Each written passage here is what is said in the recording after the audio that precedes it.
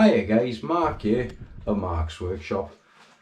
I had a little comment that somebody said that my Dana Ddraig or Baby Dragon bolts, Babi Ddraig, are a knockoff of these ones.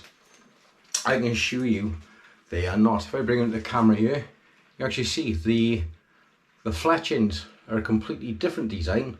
Mine are shorter. These ones bend incredibly easy, this type. Mine don't. It's made of a firmer plastic with a shorter fletching and smaller flights. They got the twin screw arrow tip on them. The cheap ones only have one screw. The extra machining alone makes up the cost. And it's the same head as I use on my Vajra bolts. And you've seen them on the videos how they sink into chipboard when it's chipboard and they don't bend. They're a great bolt. So you're a single shot OP360 Manco alligator. These are the bolts for you.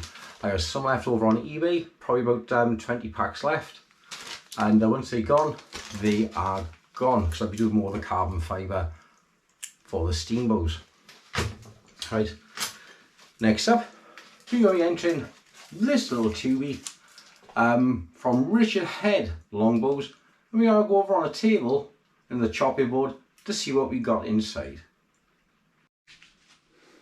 Okay then, so with the aid of Stewart's fabulous Chippy Chopper 500, we can open the end now, have a look inside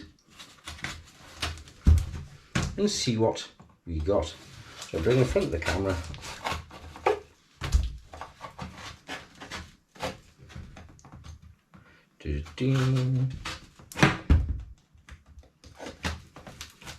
I know where it is, but you can't beat a nice bit of suspense.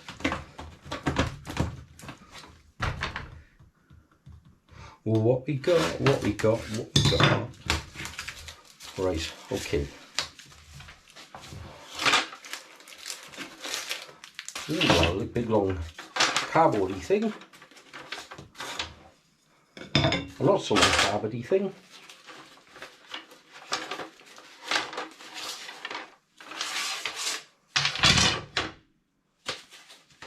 And some big long sticky things. Right, so let's have a look in here.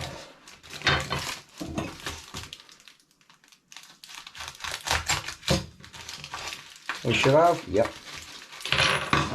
We got our 1/2 inch bodkins.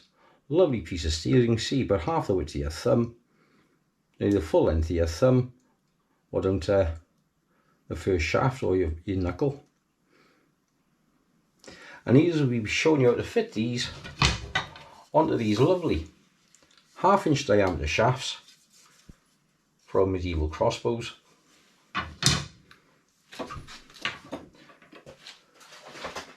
We'll be looking at things like how to inset the parchment into the shaft.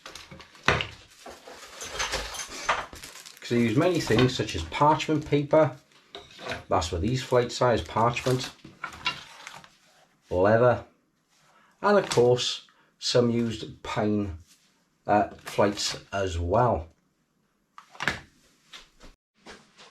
So that's coming up on the next video, or maybe in 2 videos time, on making the bolts for your medieval crossbows.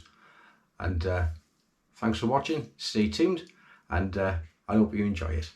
Thanks and bye bye.